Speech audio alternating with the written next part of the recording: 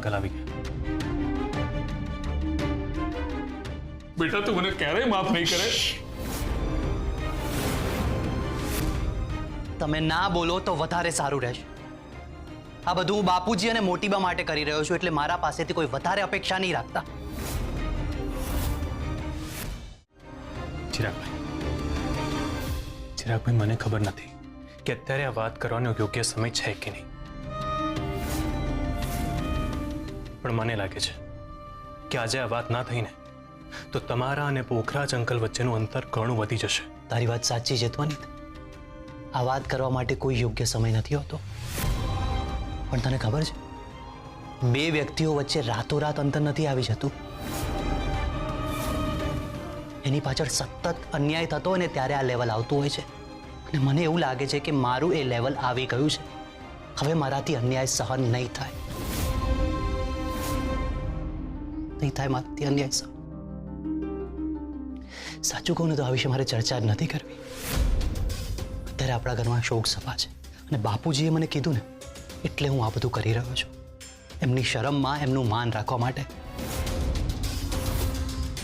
બાકી જેની માં મરી હોય એની ફરજમાં આવે ને આ બધું। એ લોકો ક્યાં છે? એ લોકો તો દેખાતા જ નથી। ચિરાગ, આ બિલ છે, બારે લોકો ઉભા છે, એમને જઈને પેમેન્ટ કરી દે। હા બાપુજી।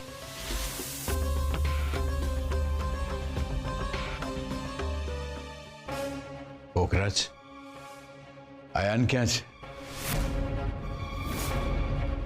ગઈકાલે સ્મશાનેથી પણ ઘરે મોડો આવ્યો હતો।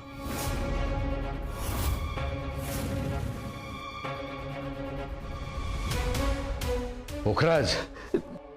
જી બાપુજી। આયાન ક્યાં છે? જો પોખરાજ, તારા મોટીબાએ કહ્યું છે ને કે તારે ધીરજ રાખવી પડશે। સંબંધો ધીરજ માંગી લે છે। તારા બંને દીકરા તારા વિરોધમાં એટલા માટે છે કે એમની માની વાત છે। અયાન ગઈકાલે પણ સ્મશાનેથી ઘરે મોડો પાછો આવ્યો હતો। એ ઠીક તો છે ને? શું ચાલી રહ્યું છે એના મનમાં? પોખરાજ, તારે જાણવું પડશે, નહીં તો જેમ તારા અને ચિરાગ વચ્ચે અંતર વધી ગયું છે એમ તારા અને આયાન વચ્ચે પણ અંતર વધી જશે। અને એક વાત યાદ રાખજે કે તારા અને આયાન વચ્ચે માત્ર અંતર નહીં વધે, તમારા બંને વચ્ચે એક મોટી ખીણ ઊભી થઈ જશે, જે પાર કરવી તારા માટે બહુ મુશ્કેલ બની જશે।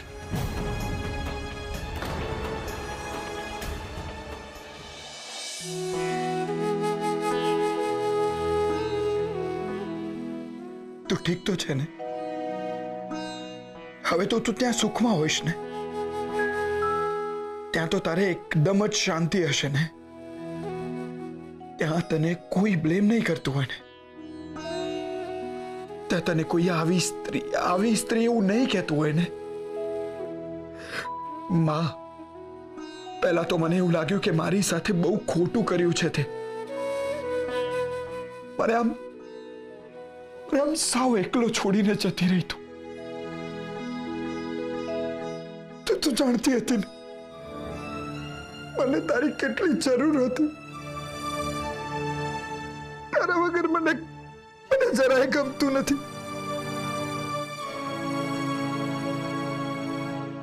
હું ઈચ્છતો હતો કે તું મારી સાથે રહે, હું તારી છાયામાં રહું, પણ તને એક વાર પણ મારો ખ્યાલ ના આવ્યો, એટલે થયું કે તું કેટલી ખરાબ છે। પણ પછી થયું કે ના, તને પણ તો શાંતિની જરૂર હતી ને? આ લોકોએ તને એટલી મજબૂર કરી દીધી કે તું મને પણ છોડીને જતી રહી। પણ હવે તો તને કોઈ હેરાન નહીં કરી શકે ને? તું શાંતિથી સૂઈ ગઈ છે, મને ખબર છે। અને હવે આ તારી શાંતિને હું કોઈને પણ ભંગ નહીં કરવા દઉં, કોઈને પણ નહીં। તને હંમેશા સંભાળીને રાખીશ।